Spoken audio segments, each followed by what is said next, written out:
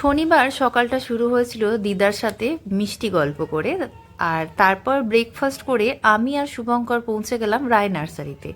এই রায় নার্সারিটা আমাদের এখানেই আছে, মানে ত্রিবেণীতেই আছে। এই রায় নার্সারিতেই বাবা ছোটবেলা থেকে দেখছি যে গাছ কেনে, বহু ধরনের গাছ এখানে পাওয়া যায়। আর এই রায় নার্সারিতে থেকেই ছোট থেকে বাবাকে দেখেছি গাছ কিনতে। আমার বাবার গাছের প্রতি একটা অন্য লেভেলের ভালোবাসা আছে।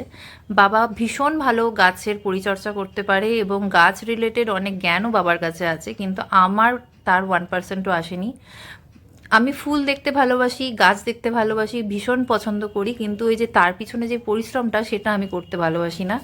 তাই বাবার জন্যই সেদিনকে স্পেশালি গেছিলাম কয়েকটা গাছ কিনতে। এখন তো আর বাবা রায় নার্সারি আসতে পারেন না, তাই আমি কয়েকটা গাছ কিনে বাবাকে দিতে গেছিলাম, মানে দিতে যাবো বলেই গেছিলাম রায় নার্সারিতে। তো আনাড়ি মানুষ, গাছ সেরকম চিনি না, তো ওখানে যিনি ছিলেন তার কাছ থেকেই জেনে জেনে গাছগুলো কিনছিলাম।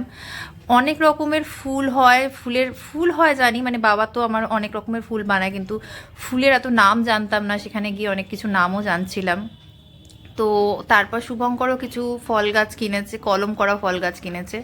তো সকালবেলাটা সেদিনকে, শনিবার দিন, ঠিক এই রকমভাবেই গেল আমাদের রায় নার্সারি ঘুরে।